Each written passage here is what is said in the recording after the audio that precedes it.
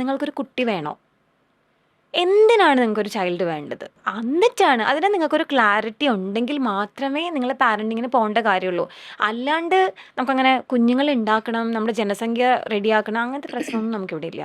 So you better get ready for what you exactly want. And main thing is we are all evolving, changes are the only constant എന്ന് പറയും. പക്ഷെ നിങ്ങൾ ഈ മാറ്റത്തിന് ready ആണോ എന്നുള്ളതാണ്. എല്ലാ ദിവസവും പുറത്ത് പോയി ഉള്ള ആൾക്കാരാണ് നമ്മളെ.